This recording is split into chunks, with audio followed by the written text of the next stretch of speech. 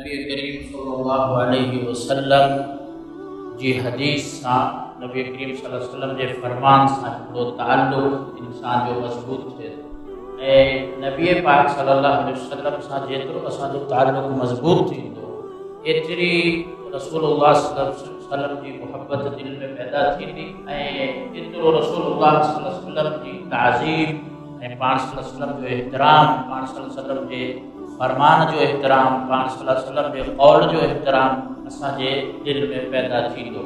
इन सिलसिले में हदीस जो बुलूगुल मराम किताब आहे, उन मां हिकु हदीस जो कुझु हिसो अॼु असांजे तव्हांजे साम्हूं पढ़ंदासीं ऐं उनजी थोरी तशरीह ऐं वज़ाहत कंदासीं। अल्लाह ताला खां इहो दुआ कंदे कि अल्लाह रब्बुल आलमीन प्यारे नबी सल्लल्लाहु अलैहि वसल्लम सां मुहबत करण जी ऐं पाण सल्लल्लाहु अलैहि वसल्लम जे कौल ऐं फ़ेल खे इख्तियार करण जी तौफ़ीक़ अता फ़रमाए। सैयदना अबू हुरैरा रज़ियल्लाहु अन्हु का रिवायत है, रसूलुल्लाह सल्लल्लाहु अलैहि वसल्लम ने इरशाद फरमाया कि हक़्क़ुल मुस्लिमी अलल मुस्लिमी सिद्क़, कि हिकु मुसलमान जा ॿिए मुसलमान ते छह हक़ आहे। इहो जेको इस्लाम जो रिश्तो आहे ऐं तअल्लुक़ ऐं वास्तो आहे, इहो सब खां मज़बूत तरीन वास्तो ऐं ताल्लुक़ आहे। बाक़ी जेके बि ताल्लुक़ इंसान जा दुनिया में आहिनि, माइटी मिटी आहे, दोस्ती यारी आहे, ये दुनियादारी जा ताल्लुक़ तमामु क़यामत जे रोज़ ऐं मौत खां पोइ ख़त्म आहे। अल्लाह ताला क़ुरान मजीद में इरशाद फरमाए थो कि फ़इज़ा नुफ़िख़ फ़िस्सूर फ़ला अंसाब बैनहुम यौमइज़िन वला यतसाअलून, कि जॾहिं अल्लाह ताला सूर फूकींदो पोइ रिश्ता बरादरियूं ताल्लुक़ ख़त्म। ऐं हिकिड़ी ॿी आयत में अल्लाह रब्बुल आलमीन फरमायो अल अख़िल्लाउ यौमइज़िन बअज़ुहुम लिबअज़िन अदुव्व, त जेके घाटा दोस्त आहिनि पाण में हिक ॿिए जे लाइ जान ॾियण लाइ तयारु आहिनि, उहे उन ॾींहुं दुश्मन थी पवंदा। त जॾहिं रिश्तेदारी माइटी मिटी ख़त्म, दोस्ती यारी ख़त्म, त पोइ इंसान खे इहो दीनी रिश्तो ऐं दीनी ताल्लुक़ क़ाइमु कमु ईंदो आहे। दीनी रिश्तो ऐं दिली ताल्लुक़ उहो ताल्लुक़ आहे कि इहो इंसान खे क़यामत वारे ॾींहुं बि कमु ईंदो। इहो ताल्लुक़, इहो रिश्तो, इहो नातो टुटंदो न। हिकु हदीस में नबी करीम सल्लल्लाहु अलैहि वसल्लम इरशाद फरमायो कि क़यामत वारे ॾींहुं जॾहिं जन्नत जो फ़ैसिलो थी वेंदो, जहन्नम जो फ़ैसिलो थी वेंदो, त मोमिन जेके निमाज़ पढ़ण वारा आहिनि उहे अल्लाह खे अर्ज़ु कंदा कि या अल्लाह असां सां गॾु कुझु अहिड़ा माण्हू बि हुआ जेके असांजी मजलिसनि में वेहंदा हुआ, निमाज़ जे लाइ ईंदा हुआ, पर अॼु असांखे जन्नत में ॾिसण में नथा अचनि। अल्लाह ताला उन अहले ईमान खे चवंदो त वञो, हू पंहिंजे गुनाहनि जे बाहिस हू जहन्नम में वञे, उन्हनि खे जहन्नम मां कढी अचो। मतिलबु कि मोमिन जो हिकिड़े मोमिन सां जेको रास्तो वास्तो ऐं ताल्लुक़ आहे, इहो उनखे क़यामत वारे ॾींहुं कमु ईंदो इंशाअल्लाह। त नबी पाक सल्लल्लाहु अलैहि वसल्लम फरमायो कि हिकु मुसलमान जॾहिं एतिरो ताल्लुक़ मज़बूत इहो आहे जेको आख़िरत में बि कमु ईंदो, त नबी सल्लल्लाहु अलैहि वसल्लम फरमायो कि हिकिड़े मुसलमान जे ॿिए मुसलमान ते बुनियादी ई हक़ आहे त जॾहिं उन सां मुलाक़ात थिए त उनखे सलाम कजे। सलाम जेको आहे इहो अल्लाह ताला जो ज़ाती नालो आहे ऐं इहा हिकिड़ी एतिरी रहमत ऐं बरकत वारी शइ आहे कि असांजे मुआशिरे में इहा हींअर ख़त्म थी चुकी आहे। असां जेको आहे इहे सलाम पहिरीं त कयूं नथा, ऐं जे कंदासीं त ख़ाली जेके ॼाण सुञाण वारा हिकु ॿ माण्हू आहिनि उन्हनि सां सलाम कंदासीं। इस्लाम जी इहा तालीम न आहे। इस्लाम जी तालीम ही आहे त हर मुसलमान खे जंहिं वक़्त बि उन सां मुलाक़ात कजे अस्सलामु अलैकुम वरहमतुल्लाहि वबरकातुहू चए। जे पूरो सलाम न करे सघे त ख़ाली अस्सलामु अलैकुम चए। छाजे लाइ? इन जे लाइ त नबी करीम सल्लल्लाहु अलैहि वसल्लम इन इस्लाम खे ऐं सलाम खे मुसलमान जे सुठे हुजण जी अलामत ॿुधाई आहे कि पाण सल्लल्लाहु फरमायो सभ खां सुठो मुसलमान हू आहे जेको कंहिं मुसलमान खे सलाम करे। ऐं नबी करीम सल्लल्लाहु अलैहि वसल्लम हिकिड़ी हदीस में ज़िक्र फरमायो कि कुझु अमल ज़िक्र कया जेके जन्नत में इंसान खे वठी वेंदा। उन्हनि अमलनि मां हिकिड़ो अमल इहो बि ॿुधायो त अंतक़रअ सलाम अला मन अरफ़्ता व मन लम तअरिफ़, जंहिंखे सुञाणे थो नथो सुञाणे उन ते सलाम कर, अस्सलामु अलैकुम उनखे चओ। ऐं सलाम छा आहे? सलाम दरअसल दुआ आहे सलामती जी।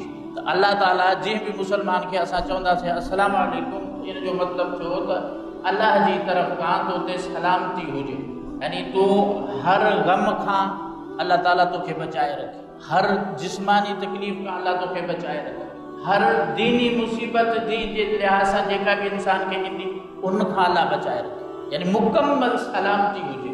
इन जे लाइ नबी करीम सल्लल्लाहु अलैहि वसल्लम तालीम ॾिनी। इनखे बार बार सहाबा जो इहो तरीक़ो हूंदो हो त मुलाक़ात कंदा हुआ, दरवाज़े खां ॿाहिरि निकिता, वरी मुलाक़ात थी त वरी हिक ॿिए खे सलाम चवंदा हुआ।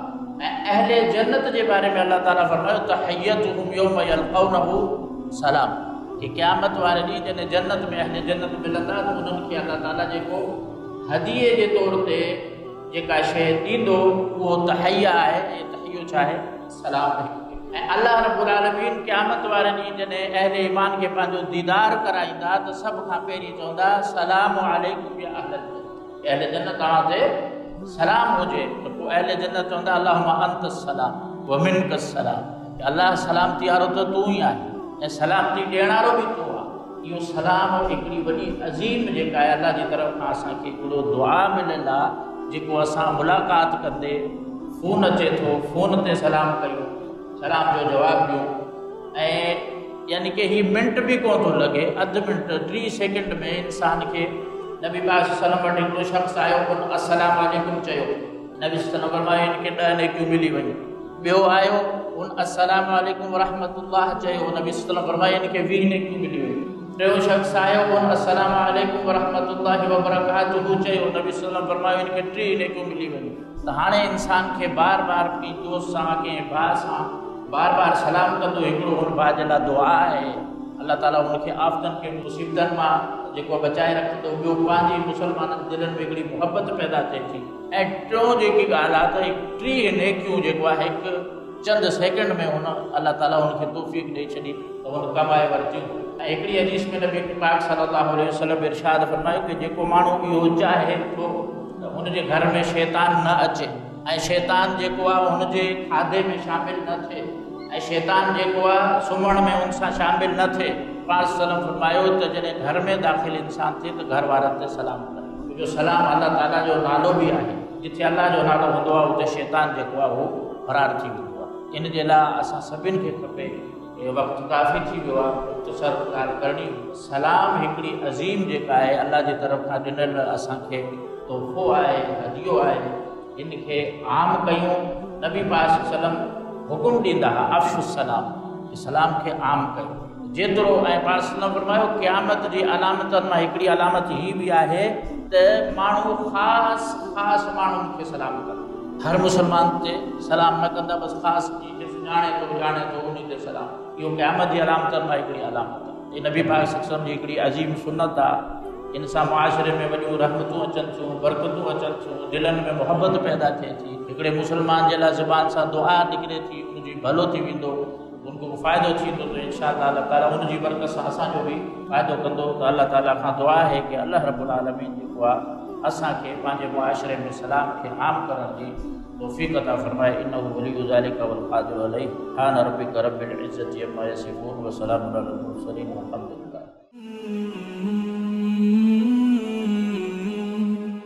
सब्सक्राइब करियो ऐं बेल आइकन ते क्लिक करियो त जीअं असांजी हर नई वीडियो जो नोटिफिकेशन मिले।